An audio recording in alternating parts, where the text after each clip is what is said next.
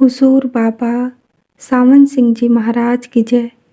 गुरु प्यारी साध संगत जी, एक बार हुजूर ने सत्संग में फरमाया कि मुझे एक निराला शब्द सुनाई दे रहा है जो ना अंदर से आता है, ना बाहर से, ना बाईं ओर से, ना दाईं ओर से और ना ही बराबर से आ रहा है। तुम पूछोगे तो फिर वह कहाँ से आ रहा है? यह उधर से आ रहा है जिधर तुम खोज कर रहे हो। तुम पूछोगे किधर को मुँह करें? उसी ओर जिस तरफ से कि यह बादशाह आ रहा है, उस ओर की बाबत बातें करने का नियम नहीं है, वरना यदि काफर मनमुख भी उसको सुनते तो कुफर से मुक्ति पा जाते। मतलब यह है कि वह मनुष्य शरीर सोना है जो शब्द यानी निदाए बेंचू को सुने, क्योंकि मनुष्य शरीर खुदा के रहने का घर है और खुदा उस निदाए आसमानी शब्द के द्वारा ही मिल सकता है। आगे चलकर गुरु साहब क्या फरमाते हैं?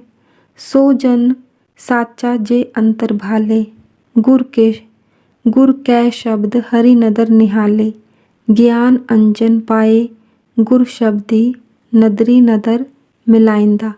लोग तीर्थ मूरत मंदिर मस्जिद खानकाह पोथी किताब अंजिल बाइबिल कुरान वेद में खुदा की तलाश करते हैं, मगर ये सब गलती पर हैं। सत्य मार्ग पर वे ही हैं जो अपने अंतर में खुदा की तलाश करते हैं और मुर्शिद कामिल पूरे सतगुरु से आकाशवाणी शब्द का भेद लेकर आकाशवाणी के जरिए अपने अंतर में परमेश्वर को ढूंढते हैं।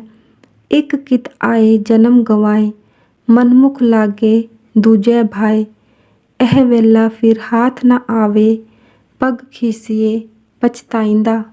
वे लोग जो खुदा को छोड़कर दूसरों से मोहब्बत करने लगे, उन्होंने अपनी कीमती आयु बर्बाद कर दी और मरते वक्त अफसोस से हाथ मलते हुए चले गए, मौका खो गए। इसी तरह स्वामी जी ने कहा है, वह क्यों आए इस जगत में जिन मिली न पूंजी शब्द की। इस लंबे शब्द के बाद हुजूर बाणी में से शब्द के विषय पर लिया गया। धन्य धन्य धन्य धन्य प्यारे, क्या कहूँ महिमा शब्द की। यह सारा शब्द पढ़ने योग्य है। इसका मतलब यह है कि शब्द यानी उस रूहानी आवाज़ में कौन सी खास बात है जो कि मन को बस कर लेती है? तो जवाब यह है कि शब्द के स्वाद से बढ़कर इस दुनिया में कोई स्वाद नहीं। इस दुनिया में पराए सब स्वादों से बढ़कर काम यानी भोग विलास का स्वाद माना जाता है। मगर हुजूर महाराज जी फरमाते हैं कि जब शब्द के द्वारा उस अमर देश में रूह चली जाती है तो वहाँ की रचना ऐसी सुहावनी है कि यह दुनिया उसके सामने बिल्कुल तुच्छ मालूम होती है। मन इस दुनिया के संवादों को छोड़ देता है और जब संवादों का चटोरापन मन ने छोड़ा तब मन बस में आ गया। संतों की शिक्षा के अनुसार मनुष्य का इस दुनिया में आने का उद्देश्य ही यही है कि शब्द को हासिल करें। फिर हुजूर ने फरमाया कि जैसे दरिया में नाव जा रही है और मुसाफिरों से खचाखच भरी है, जब किनारा आ गया तो सब एक दूसरे को छोड़कर अपने अपने रास्ते चले जाते हैं। इसी तरह दुनिया में यार दोस्त रिश्तेदार माँ बाप सब थोड़े समय के साथी हैं, फिर एक दूसरे को छोड़कर अपनी अपनी राह लेते हैं। यह सारी बाणी बड़ी वैराग्य और मस्ती की अवस्था में बनाई गई मालूम होती है। असल में कवि की यह बाणी सबसे अच्छी होती है जो वह अपने आप से बाहर होकर बोलता है। इसके बाद दूसरा शब्द भी ऐसे ही लिया गया। दुनिया लब पया खात अंदर, अगली गल न जानिया। इसमें कर्मों के अच्छे व बुरे फलों का वर्णन है। दुनिया के लोग अंधाधुंध जिंदगी बसर करके मरते चले जाते हैं। यह मालूम नहीं कि धर्मराय एक एक सांस का हिसाब लेकर नरकों में डालेगा। जैसे मौलाना रूम साहिब ने कहा है, अहले आलम जुमलगी जिंदानी अंध दर इंतज़ार मरके दारे फ़ानी अंध, अर्थात संसार के सब प्राणी कैदी हैं और मौत का इंतज़ार कर रहे हैं।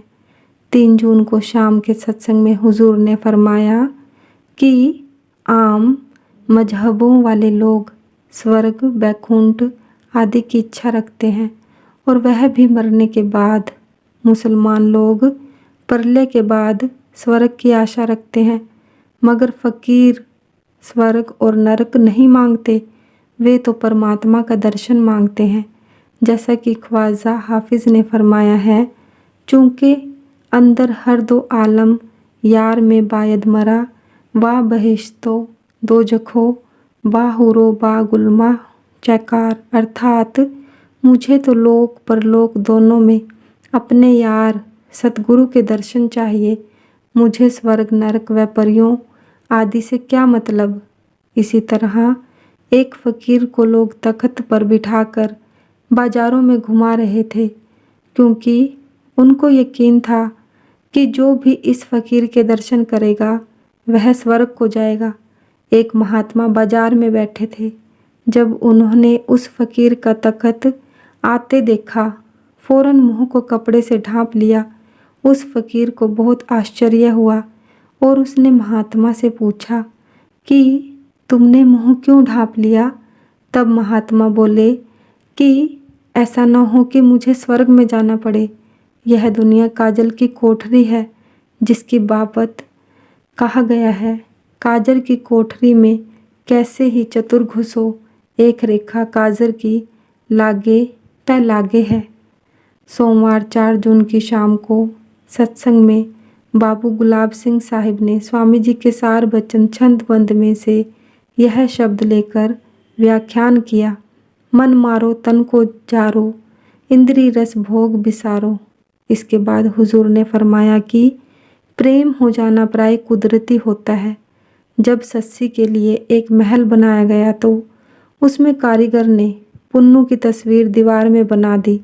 सस्सी ने पूछा, यह किस व्यक्ति की तस्वीर है? तो उसको बताया गया कि कच्छ के बादशाह मकरान के लड़के की है। सस्सी उसी समय उस पर आशिक हो गई। पूछने लगी कि किस तरह यह राजकुमार आ सकता है। लोगों ने बताया कि मकरान के सौदागर ऊंट आदि लेकर उसके बाप की सल्तनत में अक्सर आते हैं। उस पर सस्सी ने अपने बाप से कहकर सब घाटों का प्रबंध अपने हाथों में ले लिया और सब घाट सिवाय एक के बंद कर दिए और जो सौदागर आए थे उनको और उनके ऊँटों को पकड़ लिया और कहने लगी कि जब तक पुन्नू को ना लाओगे मैं तुमको नहीं छोड़ूंगी। अतः वे पुन्नू को लाई और सस्सी के बाग में ठहराया। रात को जब वह सो रहा था, सस्सी उसे देखने आई और देखते ही मोहित हो गई और सोचा कि सुबह को जब जागेगा तब उससे बातचीत करूंगी। मगर वे रातों रात उसको ऊंट पर बिठाकर अपने देश को ले गए। सस्सी को चैन कहाँ, पुन्नू की तलाश में भटकती थलों में प्यासी मर गई।